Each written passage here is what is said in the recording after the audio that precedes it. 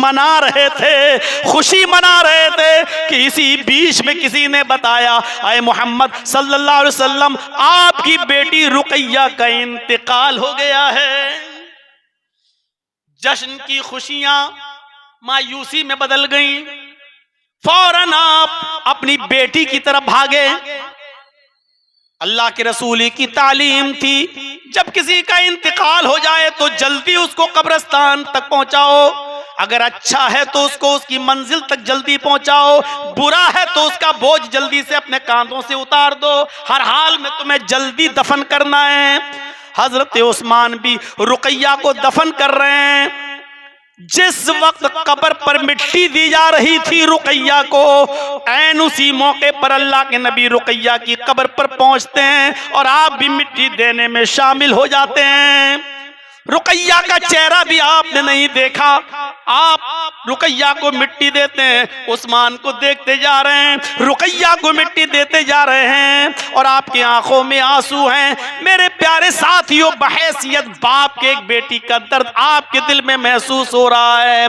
आपके पास एक और बेटी थी, उम्मे कुलसूम। आपने फरमाया, उस्मान, मैं अपनी दूसरी बेटी उम्मे कुलसूम भी तुम्हें दे रहा हूं। उस्मान, मैं अपनी दूसरी बेटी उम्मे कुलसूम का निकाह भी तुम्हारे साथ कर रहा हूं। गौर कीजिए मेरे भाइयों, बहैसियत बाप के आप क्या किरदार अदा कर रहे हैं अपनी औलाद के साथ। हमारा क्या किरदार होता है अपनी औलाद के साथ? क्या किरदार है हमारा अपनी औलाद के साथ? नजर डालें। आपकी एक और बेटी थी उम्मे कुलसूम, इसका भी इंतकाल हो गया। आप अपनी बेटी की कब्र पर जाते और आंखों में आंसू आ जाते, रोते। आपकी एक और बेटी थी जिसका नाम था फातिमा। रोजाना आप हजरत फातिमा की पेशानी चूमते। आज बीमार है, बिस्तर से उठने के लायक नहीं है। फातिमा को देखा, बिस्तर से उठना चाहते हैं लेकिन उठ नहीं पाए। फातिमा करीब आकर बैठ गई। बाप की तकलीफ को देखकर चीखने लगी, वाह कर बाबा, हाय मेरे अब्बू की तकलीफ। अल्लाह के नबी कहते नहीं बेटी, आज के बाद तेरे बाप को कभी इतनी तकलीफ नहीं होगी। फिर भी फातिमा रो रही हैं। तो अल्लाह के नबी ने कहा, फातिमा, अल्लाह ने तुम्हें पूरी जन्नत की तमाम औरतों का सरदार बना दिया। फातिमा फिर भी रो रही हैं। आपने फरमाया, फातिमा, सबसे पहले मेरे बाद तुम मुझसे मिलोगी, यानी मेरे बाद तुम मेरे पास आओगी। मेरे अहले बैत में सबसे पहले तुम मेरे पास आओगी, यानी मैं तो जा रहा हूं और मेरे पीछे पीछे तुम आ रही हो, यानी मेरे पास सबसे पहले तुम आओगी। मेरे अहले खानदान में, अहले बैत में सबसे पहले तुम्हारा इंतकाल होगा, तुम मुझसे मिलोगी। ये सुनकर हजरत फातिमा थोड़ा मुस्कुराती हैं। मेरे भाइयों, फातिमा से इतनी मोहब्बत, इतनी मोहब्बत, अल्लाह के रसूल को इतना प्यार, इतनी मोहब्बत कि आपने एक खुतबे में फरमाया, लोगों, फातिमा तो बुज़अतुम मिन्नी, फातिमा मेरे दिल का टुकड़ा है, फातिमा मेरे दिल का टुकड़ा है। मन अबग़ज़हा फ़क़द अबग़ज़नी, जिसने फातिमा से नफरत की उसने मुझसे नफरत की। जिसने फातिमा को सताया उसने मुझे सताया। जिसने फातिमा को तकलीफ दी उसने मुझे तकलीफ दी। मेरे प्यारे साथियों, जरा गौर करो, आपने फरमाया, फातिमा तो बुज़अतुम मिन्नी, फातिमा मेरे दिल का टुकड़ा है। मन अग़ज़बहा फ़क़द अग़ज़बनी, जिसने उसको सताया उसने मुझे सताया। जिसने उसको तकलीफ दी उसने मुझे तकलीफ दी। बहैसियत बाप के एक बेटी से क्या मोहब्बत थी आपकी। आपका एक और बेटा पैदा हुआ जिसका नाम अब्दुल्ला था, उसका भी इंतकाल हो गया। कासिम और अब्दुल्ला दोनों मक्के में पैदा हुए और खदीजा से थे। दोनों इंतकाल कर गए बचपन में। आप अब्दुल्ला के इंतकाल पर भी रोए। आपको रोते हुए देखकर मक्के के काफिर बड़े खुश हुए कि लो, मोहम्मद का पहला बेटा भी मर गया, दूसरा पैदा हुआ 4 बेटियों के बाद तो वो भी मर गया, मोहम्मद का दीन भी मिट जाएगा। मोहम्मद के दीन को संभालने वाला अब कोई बेटा ना रहा। अब मोहम्मद के मरने के बाद मोहम्मद का दीन भी मिट जाएगा। इस तरीके से कचोके लगा रहे हैं। अल्लाह के रसूल हिजरत करके जब मदीना पहुंचे तो आपका एक बेटा मदीने में पैदा हुआ जो मारिया किप्तिया के बदन से पैदा हुआ। जिसका नाम इब्राहिम था। इस बेटे से आपको क्या मोहब्बत थी, आप इसका अंदाजा इस बात से लगा सकते थे कि अल्लाह के नबी किसी जगह पर मौजूद हैं, सहाबा के पास बैठे हुए हैं, और किसी ने खबर दी जिसका नाम अबू राफे था। अबू राफे उसने आकर खबर दी, आए अल्लाह के रसूल, मारिया किप्तिया के पेट से बच्चा पैदा हुआ है, आज आप बाप बने हैं, आपके घर में पैदाइश हुई है, बेटा पैदा हुआ है। अल्लाह के नबी दौड़ते हुए अपने घर गए, इब्राहिम को, अपने बच्चे को गोद में उठाया, इसका नाम इब्राहिम रखा। और उसके बाद में जिसने खुशखबरी सुनाई थी अबू राफे ने कि आपके घर बच्चा पैदा हुआ है, आपने खुशी सुनाने वाले अबू राफे को एक गुलाम पेश कर दिया, खिदमत के लिए एक गुलाम दे दिया। आपके इस बेटे को मारिया किप्तिया के अलावा एक औरत और दूध पिलाया करती थी जिसका नाम उम्मे बरदा था, जिसका नाम उम्मे बरदा था। इस औरत ने भी इब्राहिम को दूध पिलाया। आपने उस उम्मे बरदा को बाग का एक टुकड़ा, गार्डन बाग का एक टुकड़ा बतौर गिफ्ट दिया। आप अंदाजा लगा सकते हैं कि इस बच्चे से कितनी मोहब्बत होगी। जिसने बताया बच्चा पैदा हुआ उसको एक गुलाम दिया, जिसको एक औरत ने दूध पिलाया उम्मे बरदा ने, अल्लाह के रसूल ने उसको एक बाग इनाम में दिया। सोचो इस बच्चे से कितनी मोहब्बत रही होगी अल्लाह के नबी को।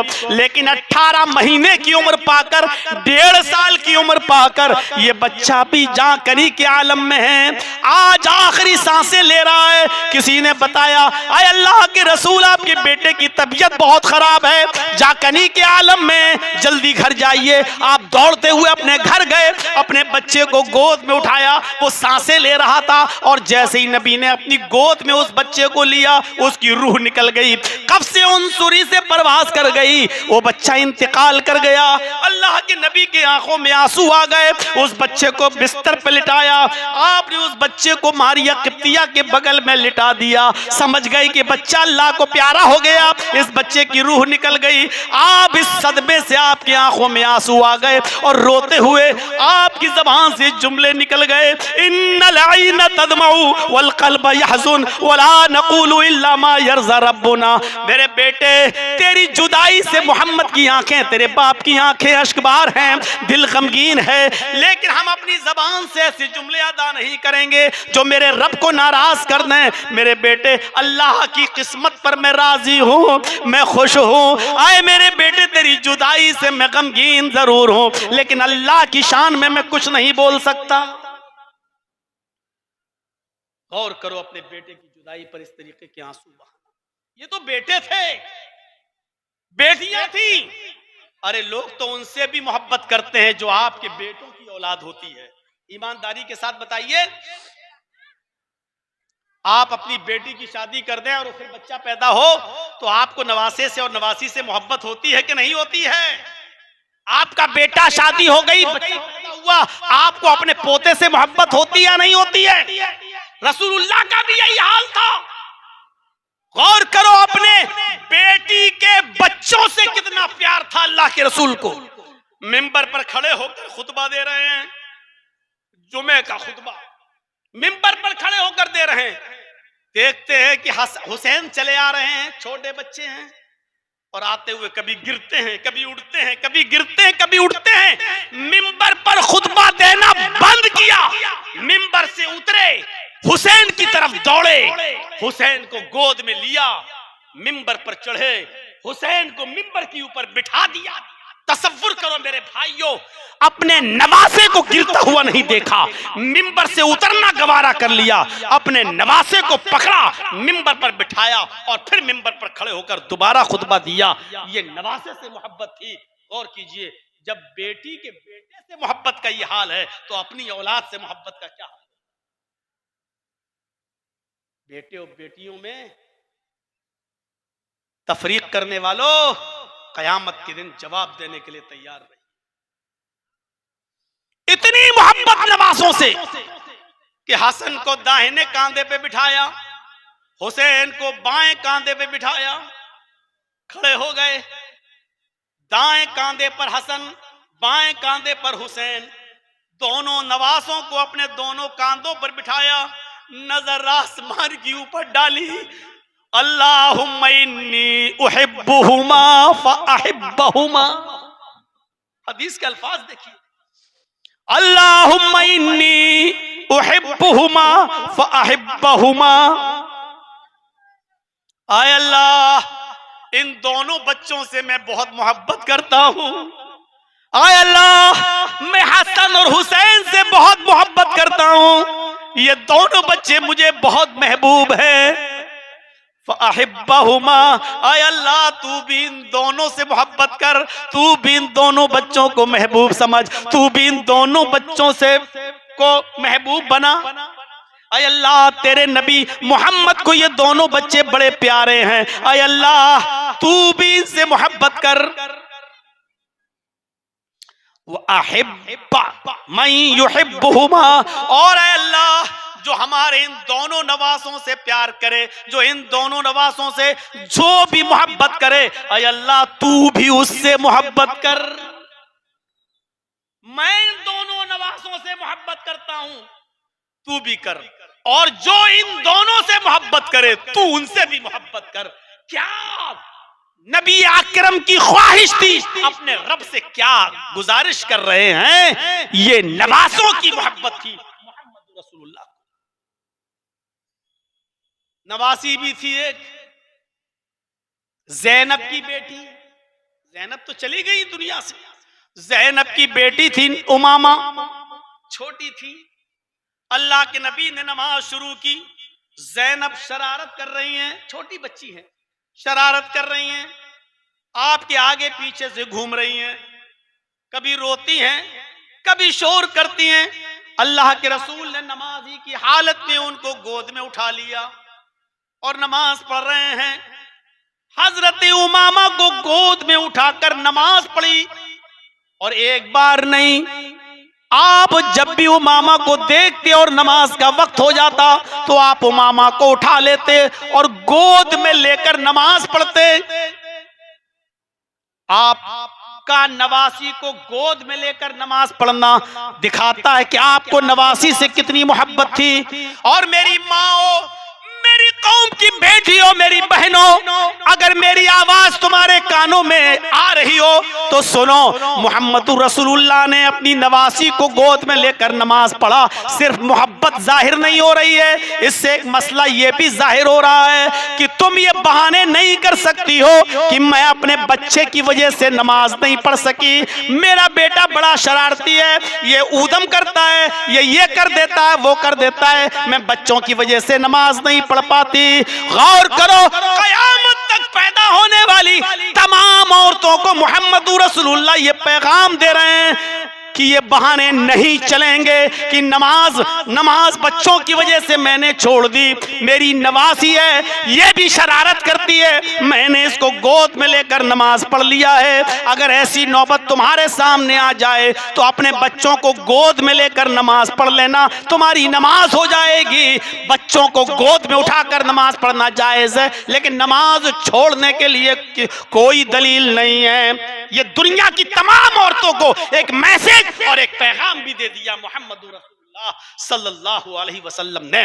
मेरे प्यारे साथियों, तसव्वुर कीजिए आप, क्या प्यार था, क्या मोहब्बत थी औलाद होने की हैसियत से। एक हैसियत और बता दूं, बेटे होने की और बाप होने की हैसियत तो बता दी, बीवी होने की हैसियत, शौहर, एक शौहर थे आप तो एक अच्छा शौहर बनकर दिखाया। आप ये तीन रिश्ते तो सबके होंगे, कोई बेटा होगा, कोई बाप होगा, कोई शौहर होगा।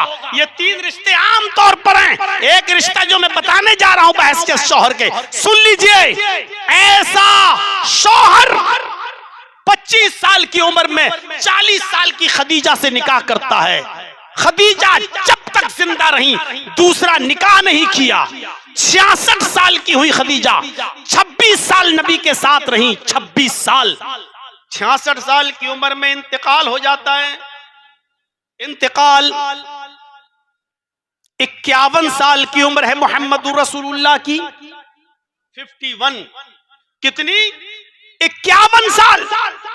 जब तक खदीजा जिंदा रही आपने दूसरी शादी नहीं की। खदीजा के इंतकाल के बाद आपने और निकाह किए और शादियां की।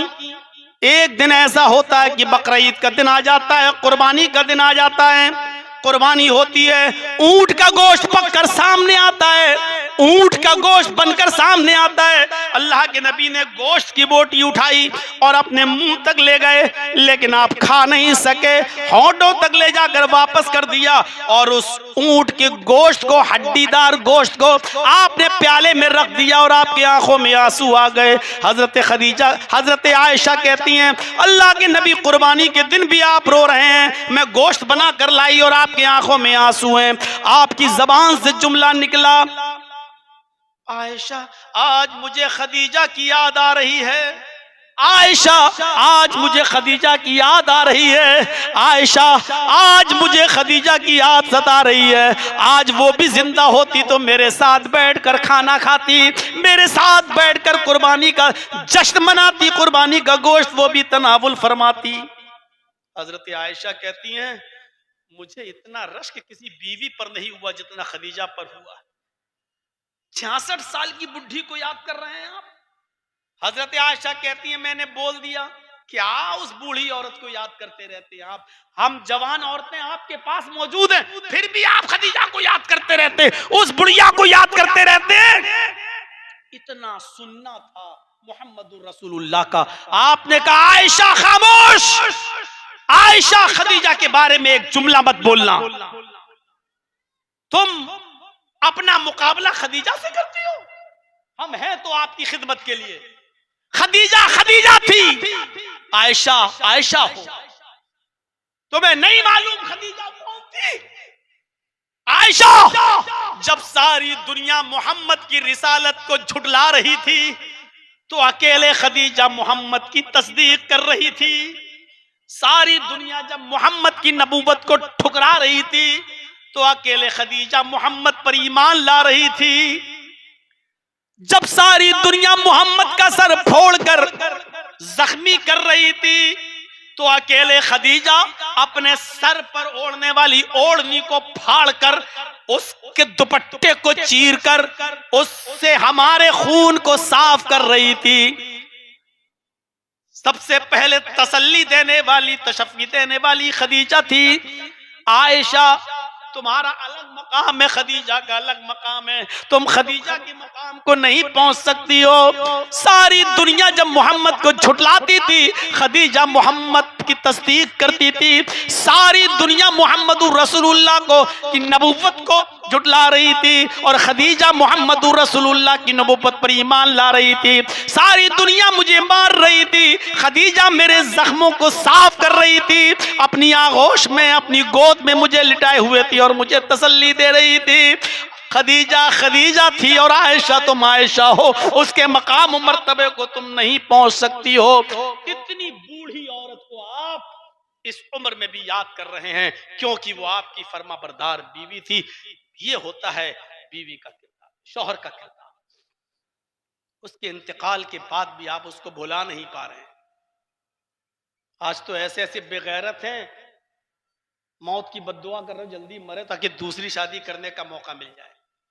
ऐसे भी बदतमीज है। और एक ने तो हमसे पूछा था मसला कि मौलाना साहब सुनता हूं सदका करो तो बड़ी से बड़ी मुसीबत टल जाती है। मैंने कहा हाँ, हदीस में तो आता है। कहा मैं इतना सदका करता हूं मेरी बीवी क्यों नहीं टलती? तो हमने कहा तेरी बीवी तेरे ऊपर मुसीबत है क्या? कहा बीवी से बढ़कर कौन मुसीबत हो सकता है? 10 लाख रुपया मैं सदका करने को तैयार हूं, कम से कम कमबख्त चल तो जाए ताकि दूसरा रास्ता तो खुल जाए मेरा। ऐसे ऐसे लोग मौजूद हैं मेरे भाइयों। सीखो बहैसियत शौहर के आपका किरदार क्या था। आपकी एक बीवी थी हफ्सा जो उमर की बेटी थी, और आपकी एक बीवी थी सफिया जो किसी जंग में कैद करके लाई गई यहूदी थी, यहूदी बाप की बेटी थी, कैद करके लाई गई, इस्लाम ले आई, अल्लाह के रसूल ने इनसे निकाह कर लिया, ये नबी की बीवी बन गई। तो एक बार हफ्सा ने सफिया से कह दिया चल यहूदन, तू तो यहूदी है, यहूद। हजरत सफिया रो रही हैं, अल्लाह के नबी जब घर पे आए तो सफिया को रोते हुए देखा तो आपने पूछा, सफिया मा युबकीक, किस चीज ने तुम्हें रुलाया, क्या बात है? अल्लाह के नबी, मुझे आपकी सौकन आपकी दूसरी बीबी हफ्सा ने मुझे आज यहूदी कह दिया। मैं तो इस्लाम लाई हूं और मुझे मेरे पुराने धर्म से जोड़ा जा रहा है। आपने मुस्कुराते हुए कहा, सफिया तो इसमें नाराज होने की क्या बात है, तुम उनको ये जवाब देती। आप जवाब बता रहे हैं, खुश कर रहे हैं। देखिए, आए सफिया तुम उनको जवाब देती कि मेरी किस्मत का क्या कहना, मेरे बाप हारून, मेरे चचा मूसा, हारून और मूसा दोनों भाई भाई थे ना, तुमको कहना चाहिए था हफ्सा से, हफ्सा मेरे बाप हारून, मेरे चचा मूसा और मेरे शौहर मोहम्मदुर रसूलुल्लाह, मेरी किस्मत का क्या कहना, जो अल्लाह ने मुझे मकाम दिया वो तुम्हें मकाम नहीं दिया। मेरा शौहर मोहम्मद, मेरा बाप हारून और मेरा चचा मूसा, मुझसे अच्छी किसकी किस्मत हो सकती है? हजरत सफिया मुस्कुराने लगी। आपने कहा, तुमसे बड़ा मकाम किसका हो सकता है? अरे तुम तो एक नबी की बेटी हो, एक नबी की भतीजी हो और एक नबी की बीवी हो, तुमसे बड़ा मकाम किसका हो सकता है? इस तरीके से आपने तसल्ली दी और फिर कहा हफ्सा से, हफ्सा खबरदार, जो सफिया को दोबारा चिढ़ाने की कोशिश की, हमारे लिए सारी बीवियां बराबर हैं, चिढ़ाओगी नहीं। शौहर होने की हैसियत से ये मकाम था, ये किरदार था आपका। एक जंग थी, अल्लाह के रसूल सल्लल्लाहु अलैहि वसल्लम जंग में अपनी बीवियों को भी ले जाया करते थे, जिसके नाम कुरान निकलता था। तो एक जंग में दो बीवियां जा रही हैं, कौन? आयशा और हफ्सा। फिर पर्ची डाली गई, आप किसके ऊंट पर सवार होंगे? पर्ची में आयशा का नाम आया, आप आयशा के ऊंट पर सवार हुए और आयशा के साथ चलने लगे। हफ्सा भी साथ में है, हफ्सा का ऊंट दूसरा है, आयशा का ऊंट दूसरा है। अल्लाह के रसूल आयशा के ऊंट पर बैठे हुए हैं। चलते चलते चलते चलते बहुत दूर चलने के बाद सस्ताने के लिए रुक गए और अपनी अपनी जरूरत से फारिग होने के लिए सब लोग इधर उधर हो गए। इसी बीच में हजरत हफ्सा आयशा के पास आई और कहा, आयशा मेरा ऊंट ज्यादा खूबसूरत है और तुम्हारा ऊंट थोड़ा कमजोर है। अल्लाह के रसूल आपके ऊंट पर बैठते हैं, मुझे अच्छा नहीं लगता है। एक काम करो, अपना कमजोर ऊंट मुझे दे दो और मेरा ताकतवर ऊंट तुम ले लो, ताकि अल्लाह के रसूल इस ऊंट पर सवार हो तो तुम दोनों आसानी से सवार हो सकते हो। हजरत आयशा को मशवरा पसंद आ गया कि हाँ ठीक है, ऊंट बदल लिया। आयशा ने हफ्सा का ऊंट ले लिया और हफ्सा ने आयशा का ऊंट ले लिया। अब आयशा का ऊंट किसके पास आ गया? हफ्सा के पास। अल्लाह के रसूल सल्लल्लाहु अलैहि वसल्लम जब अपनी जरूरियात से फारिग हुए और ऊंट पर सवार होने के लिए चलने लगे तो आप उसी ऊंट की तरफ बढ़े जिस ऊंट पर सवार होकर आप आ रहे थे। तो आप उसी ऊंट के पास पहुंचे, देखा इस पर हफ्सा है। आपने कहा, हफ्सा ये ऊंट तुम्हारे पास? कहा, मैंने हजरत आयशा से बदल लिया है, मेरा ऊंट ज्यादा अच्छा था तो मैंने आयशा को दे दिया। आपने कहा, चलो कोई बात नहीं, अब मैं तुम्हारे ऊंट पर बैठ जाता हूं। अल्लाह के रसूल हफ्सा के ऊंट पर बैठ गए और दोनों सफर करने लगे। थोड़ी दूर का सफर था बस, लेकिन हजरत आयशा को इतनी जुदाई भी बर्दाश्त नहीं हुई। क्या प्यार दिया था अल्लाह के रसूल ने। मेरा नाम निकला, मेरी बारी, फिर आपने उसके ऊंट पर आप क्यों बैठ गए? कुछ कहा नहीं। थोड़ी दूर का सफर था, आप हफ्सा की ऊंट पर बैठकर आ गए, सफर खत्म हो गया। हजरत आयशा गायब। पूछा कहां गई? देखते हैं कि वो एक जंगल की तरफ जा रही हैं। पीछा किया गया तो क्या देखते हैं, हजरत आयशा ने अपना पैर जंगल की घास में डाल दिया। ये पैर जंगल की घास, भरी हुई घास में डाल दिया। ऐसे अपना पैर, बुखारी की रिवायत, जंगल के घास में डाल दिया और डालकर आसमान पर देखने लगी और कहती हैं अल्लाहुम्मा सल्लित अलैया करबन, इस घास में कोई बिच्छू निकाल दे, इस घास में कोई सांप निकाल दे, आय अल्लाह कोई बिच्छू या सांप यहाँ मुसल्लत कर दे, तल्दिगुनी जो मुझे डस ले, जो मुझे काट ले, जिसके जहर से मैं मर जाऊं, आय अल्लाह मुझे ये गवारा है, लेकिन मोहम्मद रसूलुल्लाह की ये जुदाई गवारा नहीं है। हुआ रसूलुका ला, मैं उनको तो कुछ नहीं कह सकती, वो तेरे रसूल है, इसलिए तू ही कोई सांप या कोई बिच्छू इस घास पे पैदा कर दे जो मुझे काट ले, जिसके जहर से मैं मर जाऊं। अपनी जान देना गवारा है, लेकिन मोहम्मद रसूलुल्लाह की जुदाई बर्दाश्त नहीं। कितना प्यार दिया होगा कि एक जवान बीवी भी ये कह रही है कि रसूलुल्लाह की इतनी जुदाई भी बर्दाश्त। सौकनों का तमाशा उधर भी होता था, वो भी नहीं चाहती थी कि मेरी बारी दूसरे को मिल जाए। जो लोग 2-2 और 3-3 बीवियां 4 रखे हुए हैं, उनकी हिम्मत को सलाम कहना चाहिए,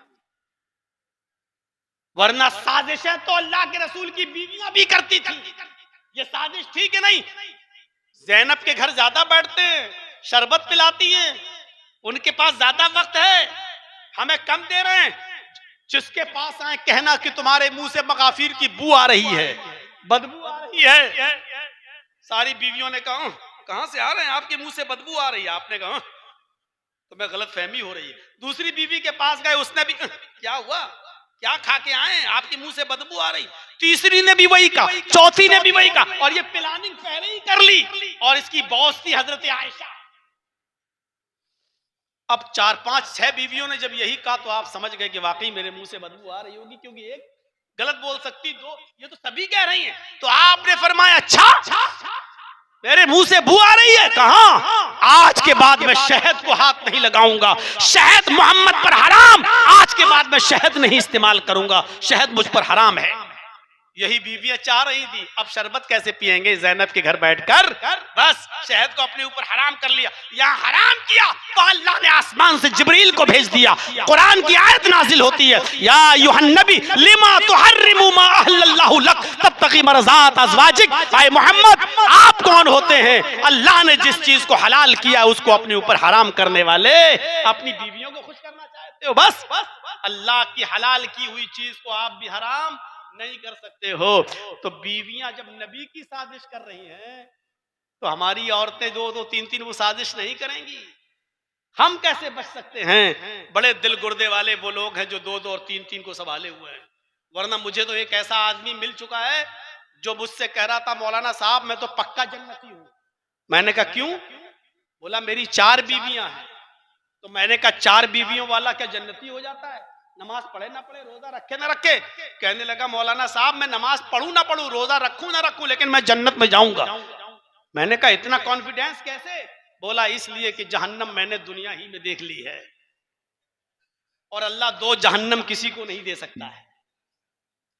तो जो लोग 2-2, 3-3 रखे हुए हैं उनकी हिम्मत को सलाम है मेरे भाइयों।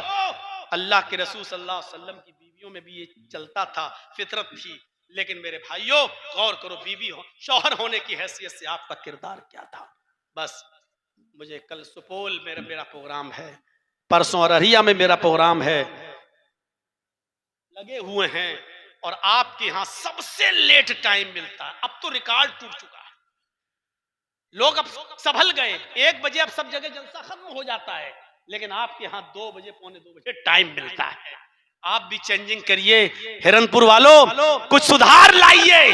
हर इलाके में थोड़ी थोड़ी तब्दीली आ रही है, आपके यहाँ तब्दीली नहीं आ पा रही है, आप भी चेंजिंग लाइए अपने अंदर। तो मेरे भाइयों, बहैसियत बचपन, बहैसियत बेटा, बहैसियत बाप, बहैसियत शौहर, आज 4 चीजें मैंने आपके सामने रखी हैं और मोहम्मद रसूलुल्लाह का किरदार बताया है। मुझे उम्मीद है कि इंशाअल्लाह आप एक अच्छे बेटे बनोगे, एक अच्छा बाप बनोगे, एक अच्छा शौहर बनकर दिखाओगे और ये बातें आपकी जिंदगी में इनकलाब पैदा करेंगी। हम अल्लाह से दुआ करते हैं इलाहुल आलमीन हमारे लिए रसूलुल्लाह की जिंदगी को आइडियल, मॉडल और नमूना बना दे। मैं 5 मिनट आपके सामने बैठा हूं, अगर मेरे हाथ पर भी कुछ ताउन करना चाहें, इस इदारे का कुछ मदद करना चाहें, सदका खैरात ज़कात देकर, तो हम समझेंगे कि आपको हमसे भी मोहब्बत है और मेरी बात भी आप रखते हैं। लिहाजा मेरे हाथ पर भी अगर आप कुछ देना चाहें तो 5-6 मिनट में बैठा हूं, मेरे हाथ पर भी दे दें। इससे पता चलेगा कि आज भी आपके दिल में मेरी मोहब्बत है और आप मुझे अभी वही इज्जत देते हो जो आज से 25 साल पहले दिया करते थे। हम अल्लाह से दुआ करते हैं कि अल्लाह हमें जब तक जिंदा रखे इस्लाम पे रखना और जब खात्मा हो तो ईमान पर हमारा खात्मा फरमाना। वमा अलैना इल्लल बलागुल मुबीन व आखिरु दावाना अनिल हम्दुलिल्लाहि रब्बिल आलमीन। अस्सलामु अलैकुम व रहमतुल्लाहि व बरकातुहू। लाइए जज़ाकुमुल्लाह अहसनल जज़ा देते जाइए। मेरे हाथ पे भी जल्दी दे चुके हैं, मैं जानता हूं, अब मैं तो निचोड़ रहा हूं, फिर भी अब आप अगर दे देंगे मेरे हाथ पर तो थोड़ा सा मुझे कोई बात नहीं, आप सिर्फ दिल में नियत करिए। ये सब चोचलेबाजी है, दुआ कराई जाती मेरे बाप को मिले ना, आप खुद दिल में नियत कर लीजिए कि किसको सवाब पहुंचाना है, बस इंशाअल्लाह ये सवाब पहुंच जाएगा। नाम लेकर शोहरत मत कीजिए, अल्लाह मेरे बाप को सवाब पहुंचा, मेरी माँ को, मेरे आपका सवाब पहुंचेगा इंशाअल्लाह। दिल में नियत कर लीजिए। जज़ाकुमुल्लाहु अहसनल जज़ा। लाइए माशाअल्लाह, जज़ाकुमुल्लाह। कहाँ गए भाई मुस्लिम दीन, पहुंचाए भाई।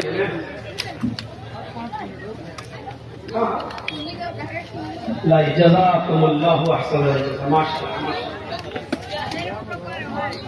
जज़ाकुमुल्लाह। अगर कोई बूढ़ा आदमी देगा तो उसकी दूसरी बीवी की दुआ करूंगा इंशाअल्लाह। जज़ाकुमुल्लाह माशाअल्लाह।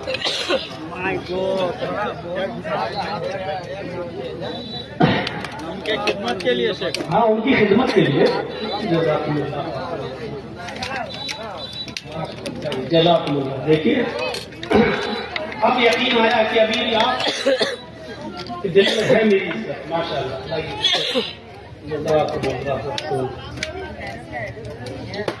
चाचा आपकी शादी हो गई, रमजान हो गई, एक और बीवी चाहिए नहीं? माशाअल्लाह, अल्लाह ताला आपको सेहत दे, तंदुरुस्ती दे। कल 6 बजे